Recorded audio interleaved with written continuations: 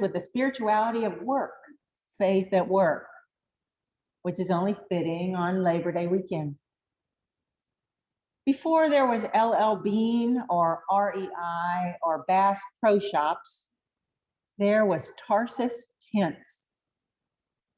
In a major merger in the ancient outdoor supply world, just in time for Labor Day weekend getaways, Coleman of Corinth, run by Priscilla and Aquila, joined forces with Tarsus Tents by Paul to create the original pop-up camper. Your home away from home, your traveling mobile home, your very own custom-made tent. Easy to assemble, roomy trail tents, complete with mosquito netting and a double your shekels back leak-proof guarantee. Paul was a tent maker by trade, and so were Priscilla and Aquila. They met Paul in Corinth during his second missionary journey. They had lots in common. Like Paul, Aquila and Priscilla were devoted Jews. Like Paul, they were originally from Eastern Turkey, calling an area outside of Israel home. Like Paul, they were educated, international travelers, fluent in several languages. And like Paul, they worshiped Jesus as Messiah and had a passion for sharing him with others. No wonder they hit it off so well. Listen now to the word of God in Acts chapter 18. After Athens, Paul went to Corinth. That is where he discovered Aquila, a Jew born in Pontus, and his wife Priscilla. They had just arrived from Italy, part of the general expulsion of Jews from Rome, ordered by Claudius. Paul moved in with them, and they worked together at their common trade of tent making. But every Sabbath, Paul was at the meeting place, doing his best to convince both Jews and Greeks about Jesus. This is God's word for us, God's people. Thanks be to God. Paul met Priscilla and Aquila in Corinth, where they'd moved from Rome after Emperor Claudius made a decree against Jews. But how were there Jewish Christians in Rome? Paul hadn't been there yet. How did the Christian faith get planted there? Planted so early after Jesus' death and resurrection. If you look in Acts chapter 1 at the list of nations and international cities represented by the Pentecostal converts, you will find a group of Jewish Romans who took their Christian faith back to Rome with them. The gospel spread there, touching many lives, including Priscilla and Aquila. Eventually, those who stood with Jesus and those who were opposed to him became a public nuisance. So Emperor Claudius, in a racist purge, ordered all Jews to leave Rome. Aquila and Priscilla were heading back east when they ran into Paul in the Greek city of Corinth.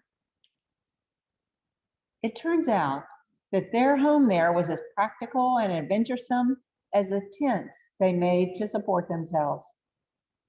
So they invited Paul to live in their spare bedroom and started having worship services in their living room.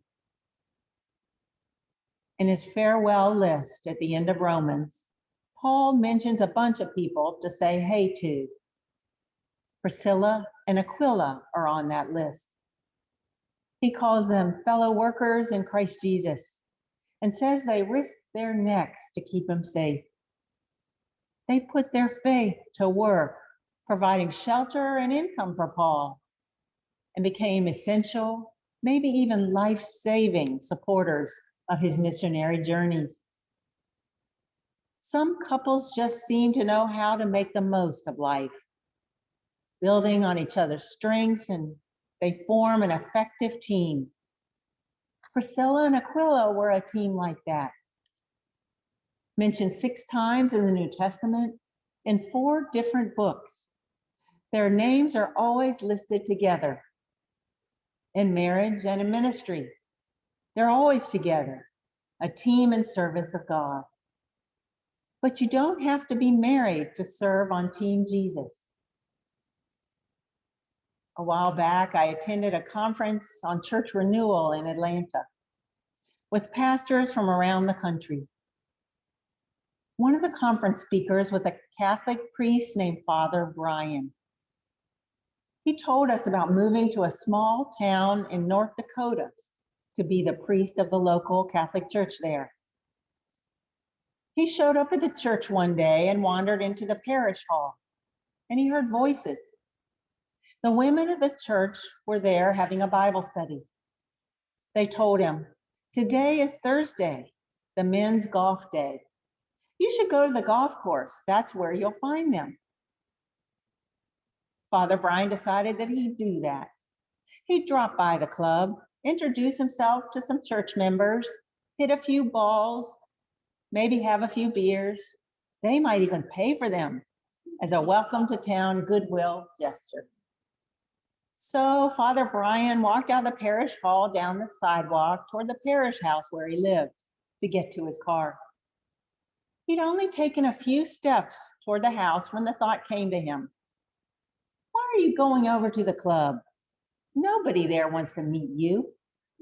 You're just going there for yourself, hoping to play a little golf, maybe snag some free brews.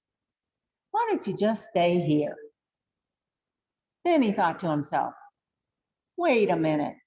That wasn't Jesus talking just now. That was fear. That was the opposing team trying to keep me from doing what I've come to town to do, to put my faith to work.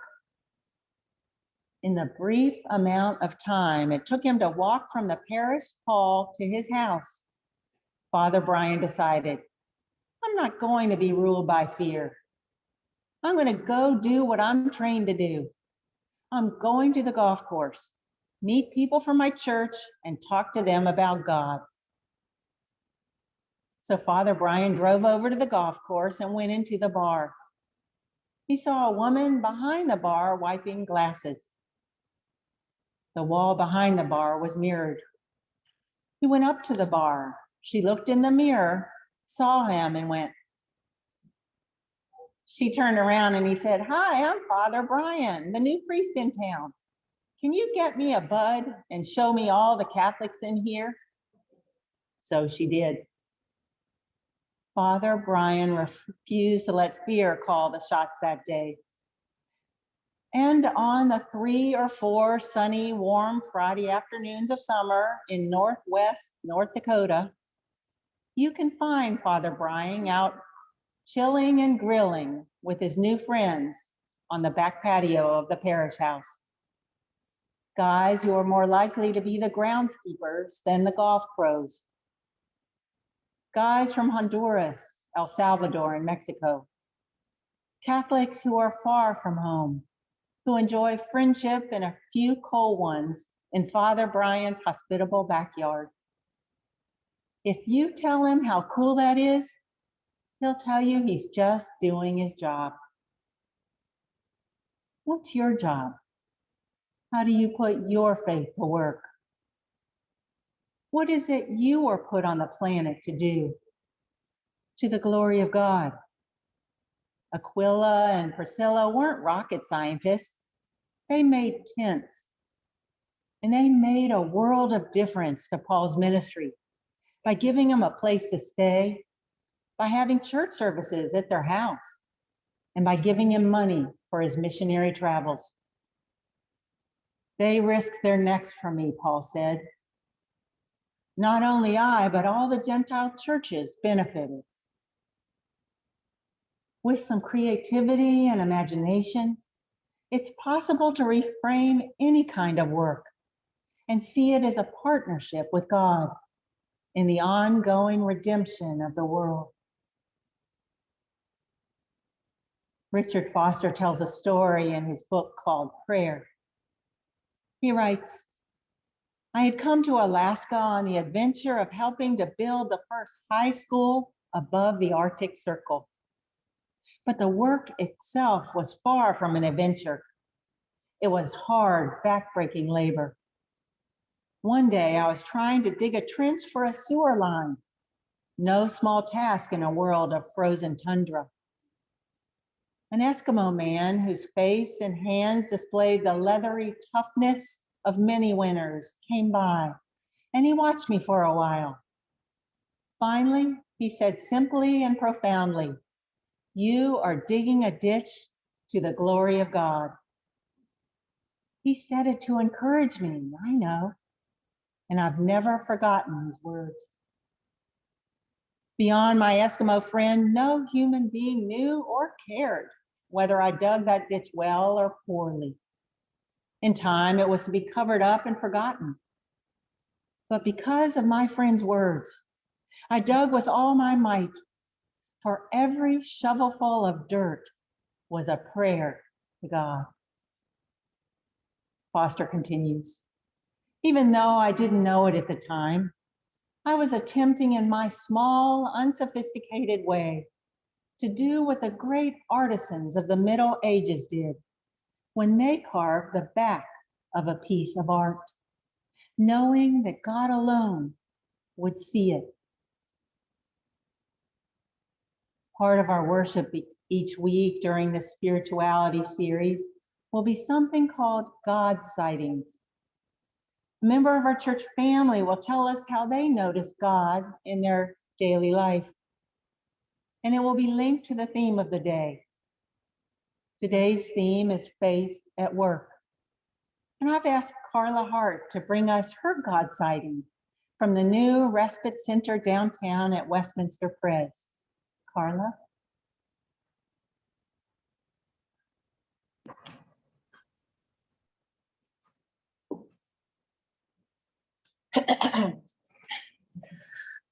Last Wednesday, I volunteered to work at the Westminster Respite Center.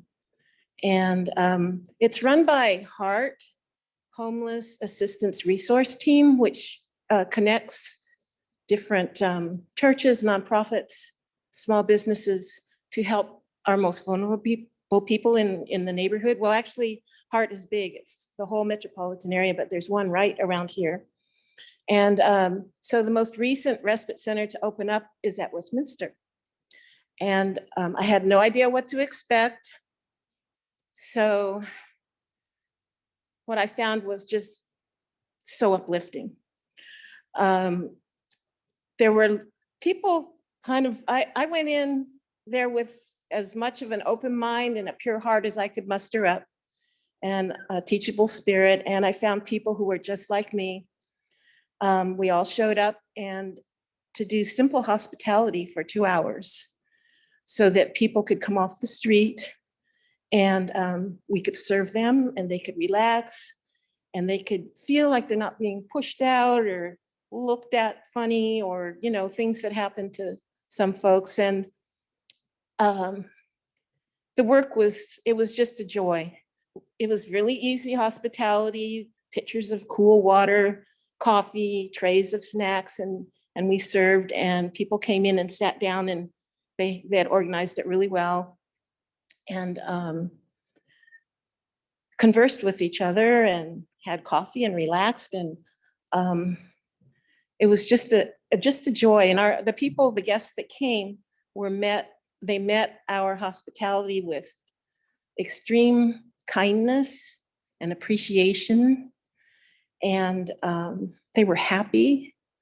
And it just felt like a little God party in the patio at Westminster. It was really wonderful. So it was just 2 hours out of their day, but I think it really added something. Pastor Sarah told me something interesting. I was talking about some really kind things that happened to me, not necessarily at Westminster, but with some homeless folks that I encountered recently. And she said, sometimes when people have very little to give, allowing them to give the gift of grace is a wonderful thing. And I know receiving their grace, I felt really touched. And I think when we worked in the respite center, it was the same. We were allowing people to give us their joy and their grace and their appreciation. And it was just a great thing. So there are 7 churches in the downtown area that are involved in other businesses and so on that provide showers, sack lunches, respite centers, clothing, dentistry, all kinds of things, and they're all kind of connected. So not only did I find God among the people that I was working with and serving, but also that was just like a little emerald pool of spirit that I came across. But there's streams of it all around us. And if we're open to seeing it, it's everywhere. There's just so much goodness out there.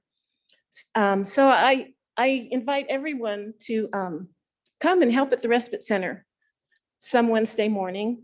Parkview has been invited to be a partner with Westminster. So let's show them how great we are.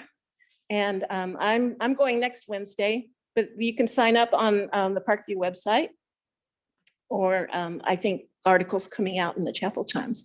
But gosh, what wonderful work, and how great to see God in the faces of so many people. It gives the serving God a different meaning when you're serving others that maybe don't get a chance to be served that often. So please come. It's a great thing. Thank you, Carla. What is it that God might be wanting you to do to put your faith to work? To bring God's kingdom of love and kindness more fully into this moment in the world. To work creatively each day for God's glory. Whatever your hand finds to do it with all your might. Amen.